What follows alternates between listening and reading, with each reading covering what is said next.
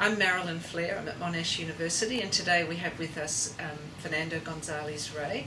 And Fernando, we're really interested in the work that you've been doing here at Monash, and particularly because you've advanced Vygotsky's work in quite a substantial way in relation to emotions. I was wondering if you could talk to one of the key concepts that you've developed and explain that concept to us. Oh, thank you, Marilyn. I will try to do this in a synthetical way. Really, I extend myself in relation to the concept of sense in Vygotsky, that Vygotsky defined it as word sense.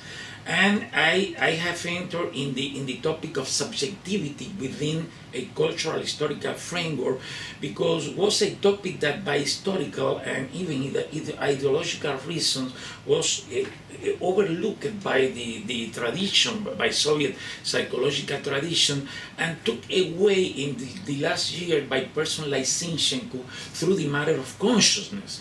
And the two concepts I will stand on just are the concept of subjective sense and subjective configuration, that I try to work then as the inseparable relationship between emotional and symbolical processes, in a way that emotions always appear implied in symbolical unfolds which are inseparable. They configure a kind of unity.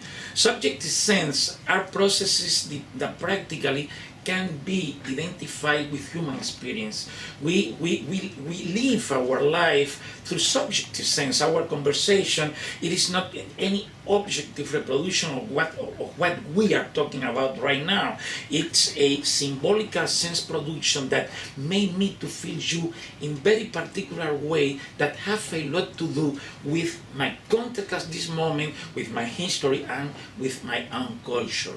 And subjective configuration are such a complex organization of subjective sense that organize on the ongoing human experience of the ongoing human action.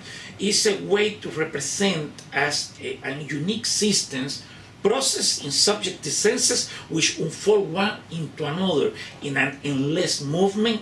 Bakhtin defined that concept, sense, and subjective configuration, the organization that take part in this ongoing movement, because it is not a chaotic movement. It's a movement that establishes borders in relation to its own development, despite of the fact that it's continuously unfold into many new moments of human life. On the basis of this concept, I have advanced the concept of individual subjectivity and social subjectivity, which are recursively involved to one another. They are not external one to other.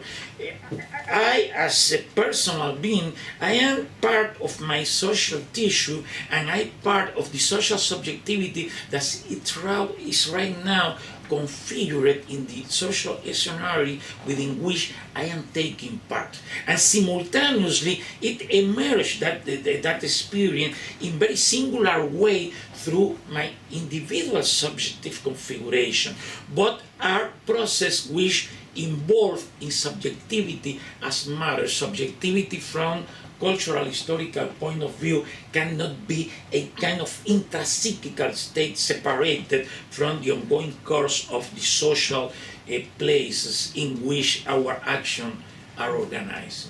Thank you very much for explaining that. So we're very lucky to have Professor Gonzalez Rey here, so thank you. Very Latin people. Yeah.